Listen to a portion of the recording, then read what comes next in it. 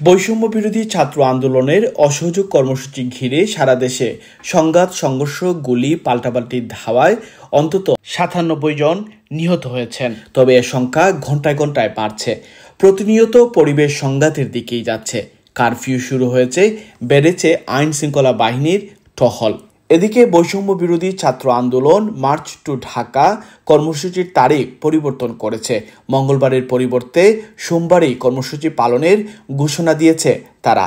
এতে সারা দেশ থেকে আন্দোলনকারীদের ঢাকায় আসার আহ্বান জানানো হলো। রোববার বৈষম্য বিরোধী ছাত্র আন্দোলনের সমন্বয়ক আসিফ মাহমুদ এক বিবৃতিতে এই আহ্বানটি জানান। আসিফ মাহমুদ বলেন, পরিস্থিতি পর্যালোচনায় এক জরুরি সিদ্ধান্তে আমাদের মার্চ টু ঢাকা কর্মসূচি আগামী মঙ্গলবার থেকে পরিবর্তন করে আগামীকাল সোমবার করা হলো। অর্থাৎ আগামীকালই সারা দেশের ছাত্র জনতাকে ঢাকার উদ্দেশ্যে যাত্রা করার আহ্বান জানাচ্ছি।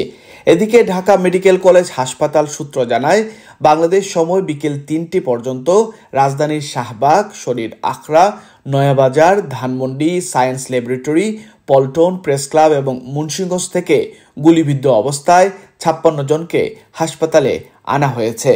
এই সংখ্যা আরও বাড়তে পারে।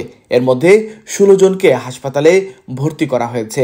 বাকিদের প্রাথমিক চিকিৎসা দিয়ে ছেড়ে দেওয়া হয়েছে বলেও জানায় ঢাকা মেডিকেল কলেজ হাসপাতাল কর্তৃপক্ষ। এদিকে সুনামগঞ্জের পুরাতন বাস স্টেশন এলাকায় রণক্ষেত্রে পরিণত হয়েছে। আহত হয়েছেন অর্ধশত। সুনামগঞ্জে আন্দোলনকারীদের সঙ্গে আওয়ামী লীগ অঙ্গ সংগঠনের নেতাকর্মীদের সংঘর্ষ হয়েছে। সংঘর্ষ চলাকালে উভয় পক্ষের কমপক্ষে অর্ধশত আহত হয়েছেন। সংঘর্ষের সময় পুরাতন বাস স্টেশন, বিএনপির অফিস ভাঙচুর ও অগ্নিসংযোগের চেষ্টা করা হয়।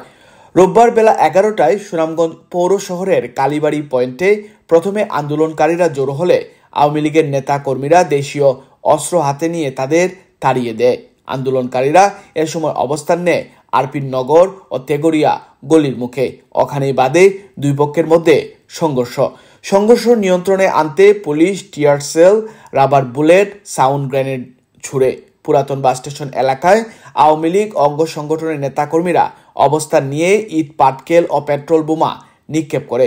উল্টো দিক থেকে ইট পাটকেল নিক্ষেপ করে আন্দোলনকারীরা।